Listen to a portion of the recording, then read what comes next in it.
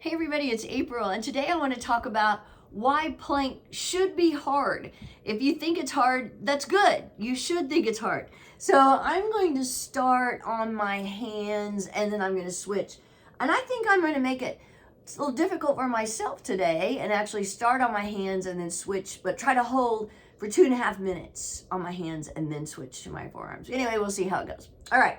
So if you're starting on hands, starting in table position, pull your shoulders down your back, then lift your upper back, lift your chest, pull in your belly, come up on your toes, shift your weight forward slightly. The timer has begun. And then you want to do all of that again. Press into the floor again, separate your shoulders again, pull in your belly, tighten up your glutes, press your heels back.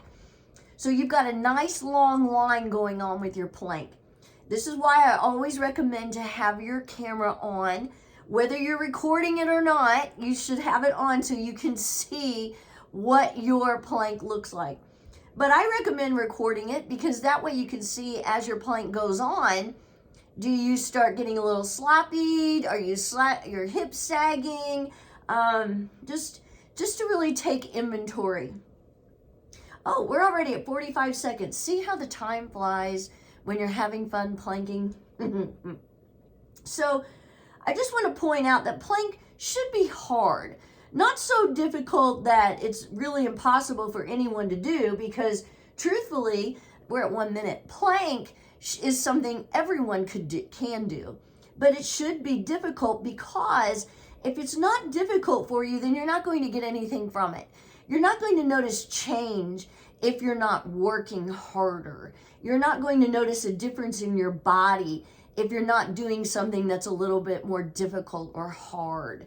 And because otherwise, you could just sit on the couch and get benefits, and that's not going to happen. You're not going to do that by not working. So there has to be some work involved. Notice we call fitness routines workouts. There is some work involved.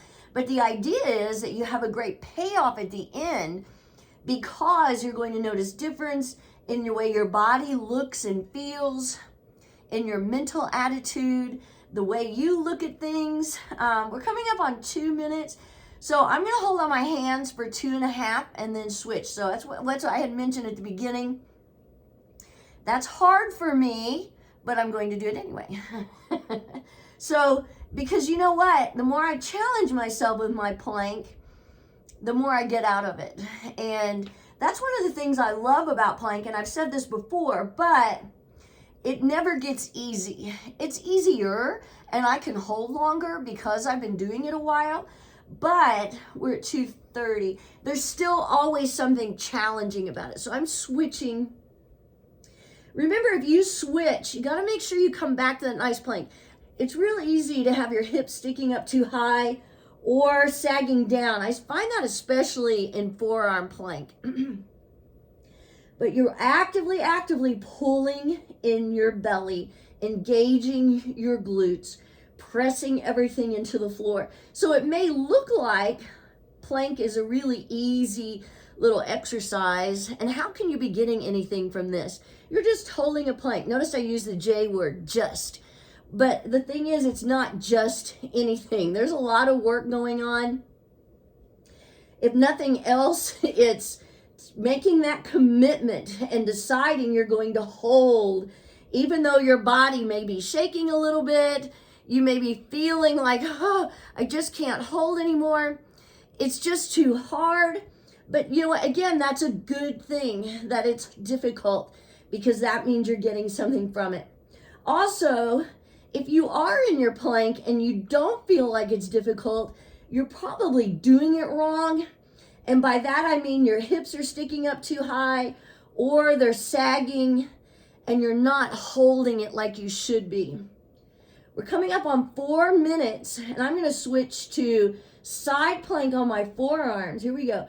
4 minutes. Woo! And I'm stacking my feet, staying lifted out of that bottom arm, reaching my top arm to the sky. So really working on my obliques. Obliques are a really important part of your abs.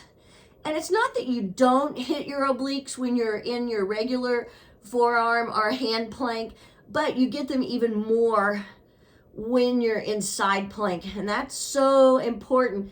4:30, I'm switching. Obliques help with your nice posture. They also help with twisting and bending.